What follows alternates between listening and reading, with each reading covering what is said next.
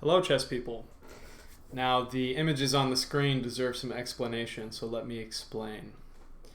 In Robin Hood Men in Tights, a movie from, I don't know, the 90s or something, Robin Hood is trying to win this princess, and he's schmoozing her in front of the royalty or whatever, and he's being all charming, and much to the chagrin of the Sheriff of Nottingham, which is the guy in black below me, right? And the king, played by Richard Lewis, leans over and says, he's a smoothie, definitely a smoothie. And that's how I feel about this game. So that's the only reason those are on the screen and why I called it the Men in Tights. Yeah. So let's get to the game. I think this was quite the smoothie. We hit a Caro Kann. So let's take a look. As always, with the Caro Kann, we first need e4. So here we go. c6, the Caro Kann. My favorite, somewhat boring weapon. Knight to c3. And, as is customary, d5, contesting control of the center. Now usually, and I say usually because it usually happens, usually people will just exchange and go into the exchange Caro Kann, right? Which is so aptly named because we're exchanging pawns. Fascinating, truly. However, this individual decided to play the two knights variation. So I played bishop to g4, pinning this knight. Makes sense, right? He kicks it immediately. Well, okay, I can run away or I can trade.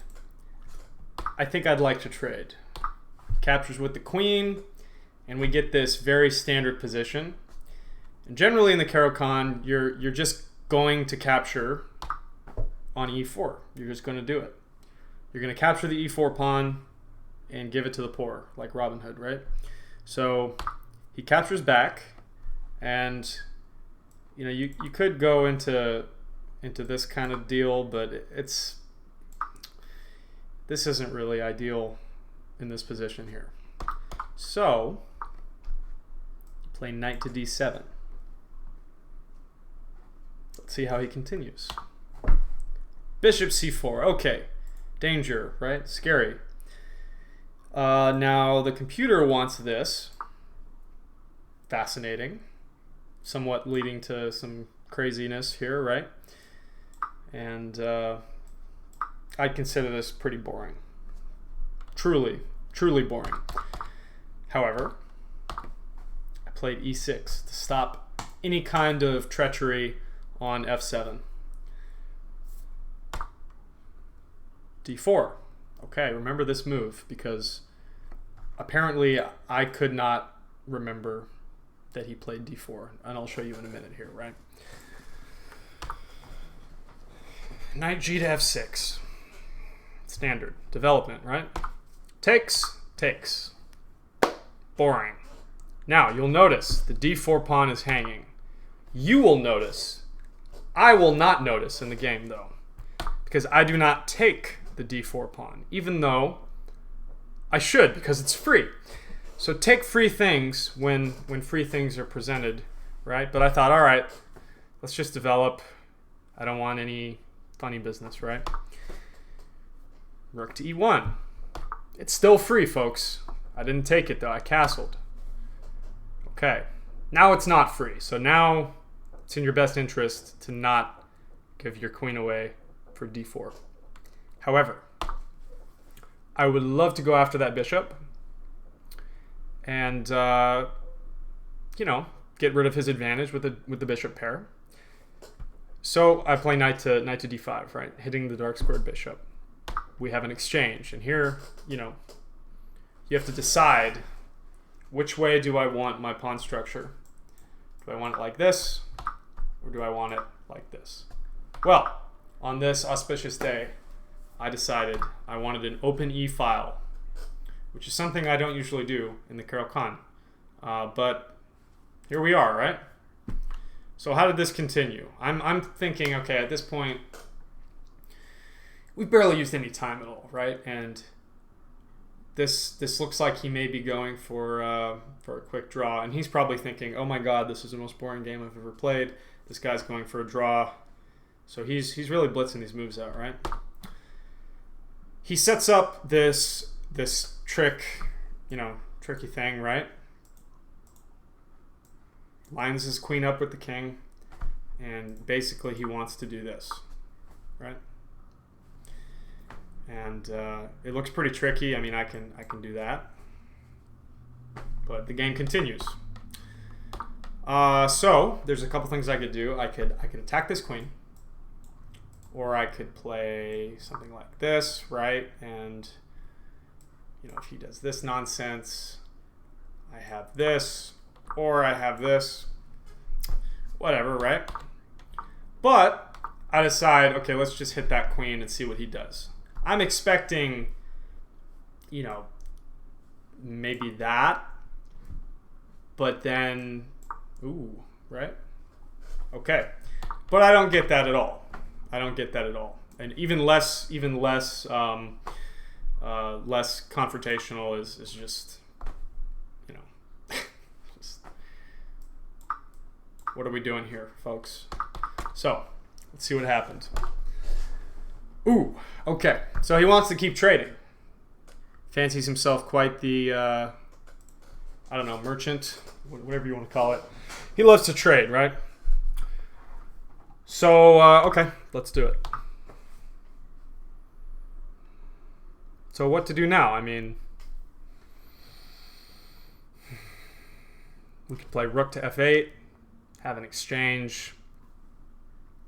Again, I could play queen to b6, right? Hitting this pawn, pressuring that pawn, right? It looks like a drawish game, right? So it looks like a draw. But let's see what happened.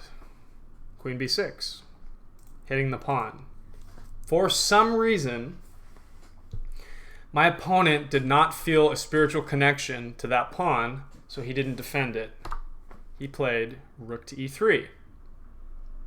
Okay.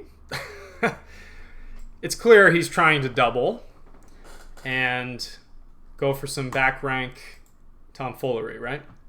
So I mean, I could even this game up right away, and we could have a dance of pieces here, and this pawn's got to be defended, right? This is somewhat, something's happening here, right? But we don't get this because I take that pawn.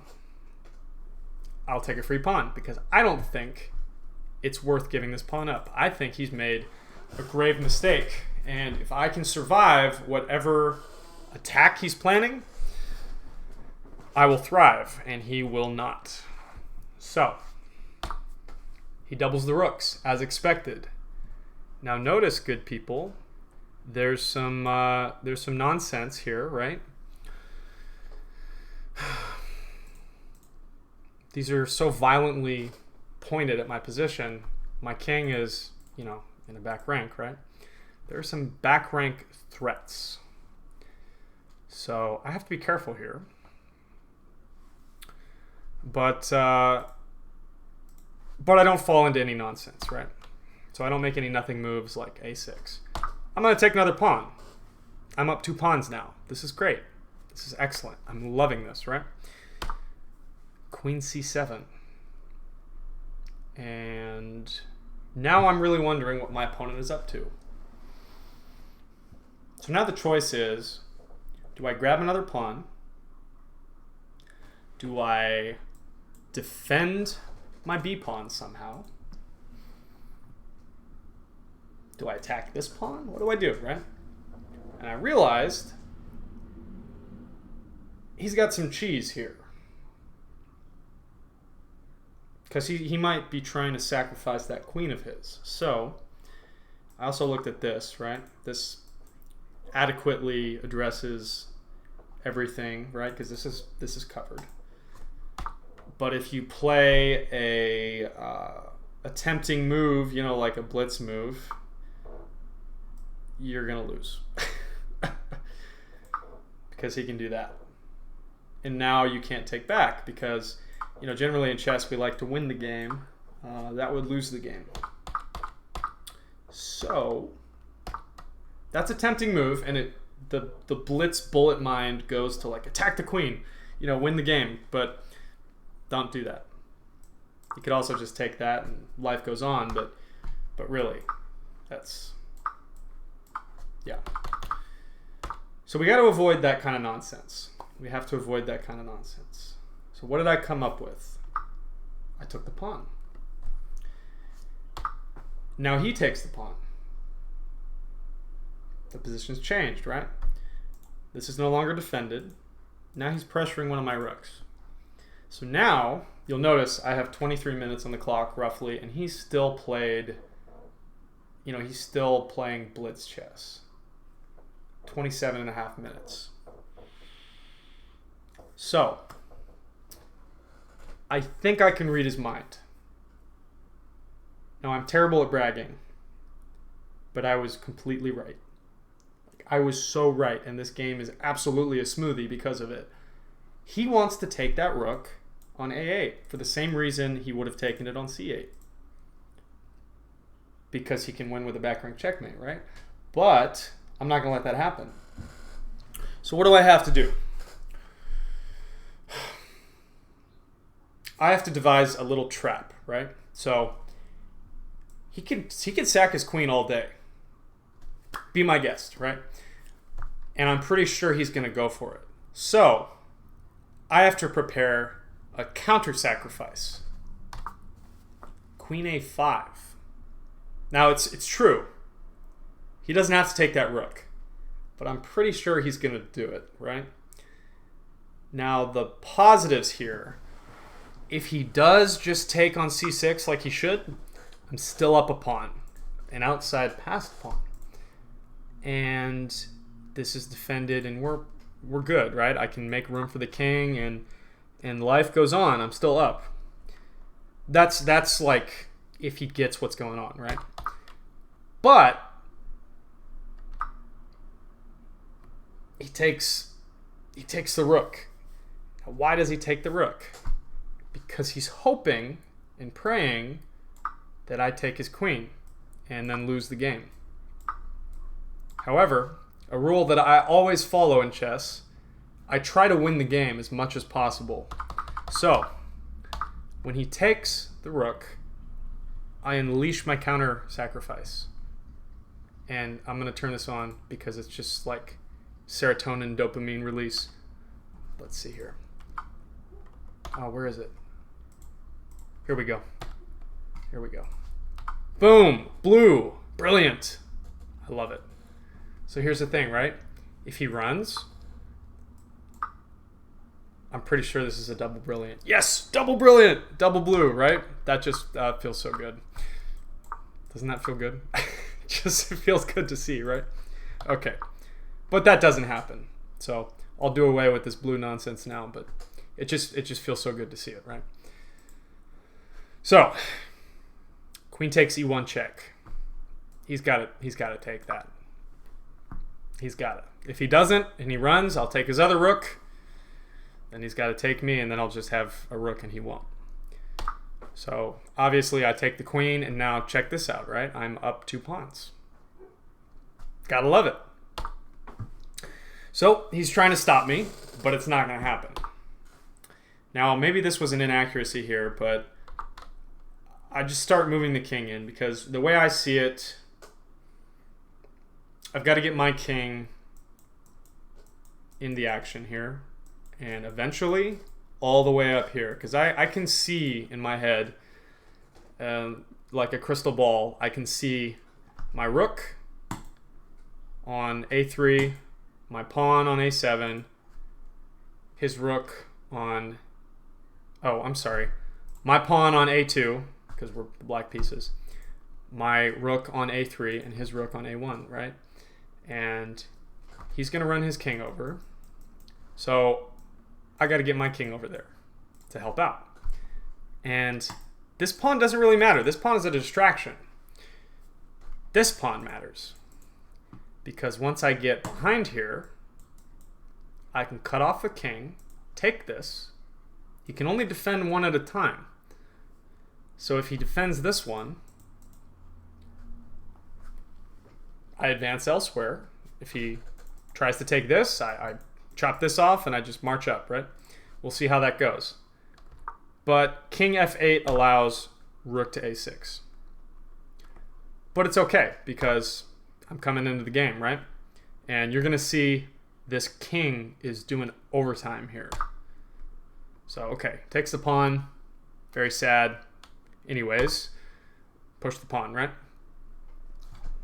He's got to stop this somehow. He's got to stop it, right? He's got to block it up somehow. He's got to chop off the defense of it. He's got to disrupt my pieces somehow. Just starts giving checks. But here's the beauty of this king. It is just in the right place at all the right times. Because I can just avoid whatever checks he's giving me. And now we move closer. Now we're defending these two squares. These three squares. Up goes the rook. Up goes the king. Defending the pawn. Now, he can't come in here. We're defending it. He can't come down here. I'm defending it. So, he moves his king. But he moves it in the wrong direction. In the endgame, our king helps because we don't have very many pieces, right? And the kings become super powerful. You know, we try and get opposition between the kings where they just can't, you know, they can't touch. So your king becomes incredibly powerful. Now, this is the wrong idea. I think he was probably thinking, okay, this structure is locked. This isn't going to be a queen anytime soon. I think I can walk down here, and while I'm fooling around over here, he can push, and maybe he's got something. He doesn't have anything. So, push that pawn, right? In comes the rook, trying to get to b7. Push that pawn. There's a check, but look at this.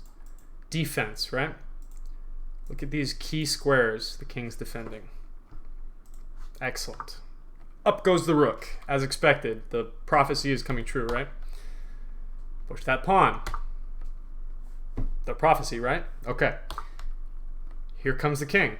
Now, I'm going to get in here before he does. It's just the truth. It's just the truth. Here I am, right? Now, he desperately needs to do two things, and he can only do one of those things. He desperately, desperately, desperately wants to defend this pawn. But I'm pretty sure I can get him away from that pawn with rook a3, check. So now, he says, all right, I can't do that. I got to go to the pawn, and we'll capture, and then we'll capture with the king once the rook recaptures, and I don't know. Maybe my opponent will forget to push his pass pawn.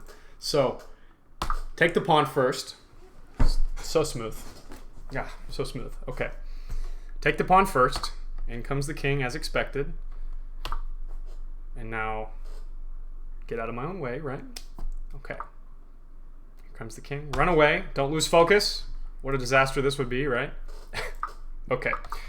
Don't lose focus, though. Okay, run away. Now, here come the desperation checks. But guess what? My king's doing overtime again. In I go. Now, he really wants something out of this. But the problem is, if he takes this pawn, I queen. Can't have that, right? Okay. So, in goes the king. Now, again, key squares, defending, right? The king is doing so much work. He's also attacking. Now I'm going to get in here and cause all sorts of trouble, right? A little smiley face. Okay. So the rook goes back and push that other pawn. So here's our distraction, and here's our actual, you know, our guy, right? It's not going to happen. D3 check. Down goes the king. Keep pushing. We're almost to the promised land. So now, both of these pawns could be the queen, or they could be the distraction. So when the king goes up, throw a check in there, because if we do this, it's pretty much the same, right? But so I could queen and then take, and this is fine, but I decided to do it the other way. I throw a check in there, get the queen, or get the king over to the side of the board. Notice you shall not pass ever, right? So queen, take, take, and take. And the game is basically won. Like I said, you shall not pass. Okay. King comes in and cleans up. Too easy. And after, I don't know, a couple moves. This is a fun move, by the way. He's got to take the pawn, right? Boom. Checkmate. Okay. So, yeah, I was really happy with this game. And I hope you're happy with it too. But it just feels so good to see that blue, square, brilliant move.